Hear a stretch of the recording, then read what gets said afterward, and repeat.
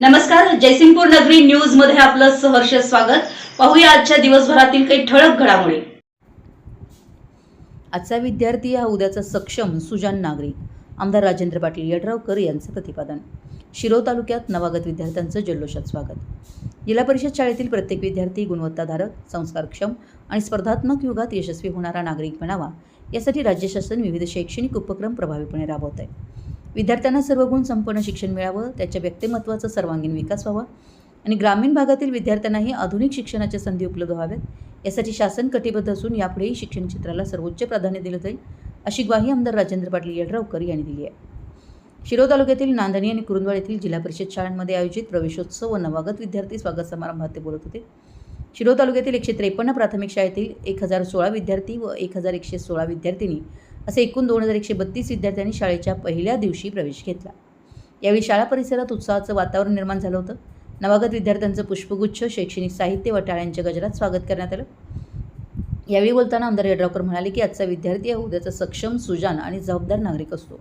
त्यामुळे विद्यार्थ्यांना केवळ पुस्तकातील ज्ञान न देता त्यांच्यामध्ये नैतिक मूल्ये, सामाजिक जाणीव, शिस्त आणि नेतृत्व गुण विकसित करणंही तितकंच महत्त्वाचं आहे।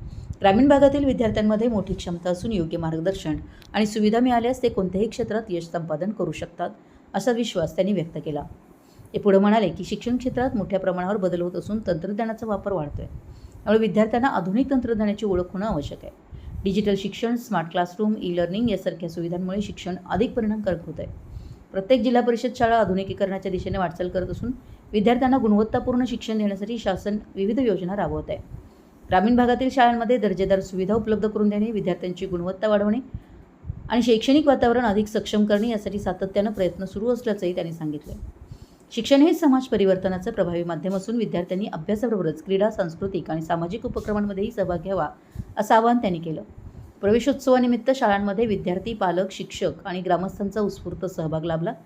यावेळी रामचंद्र डांगे, उपनगराध्यक्ष दीपक गायकवाड, नगरसेवक जय कडाळे, अक्षय आलासे, जवाहर पाटील, रामचंद्र मोहिते, अजित देसाई, मुख्याध्यापक रविकुमार पाटील, तर नांदणी येथील प्रवेशोत्सव प्रसंगी जिल्हा परिषद सदस्य सानिका पाटील यड्रावकर, जिल्हा परिषद सदस्या प्रचिता कोळी, संजय बोरगावे, संजय कुरडे, सागर शंभू शेटे, गट शिक्षणाधिकारी सोभारती कोळी, शिक्षण विस्तार अधिकारी दीपक कामत, अनिल ओमासे, सर्व केंद्र प्रमुख, सर्व शाळांचे मुख्याध्यापक आणि शिक्षक उपस्थित होते।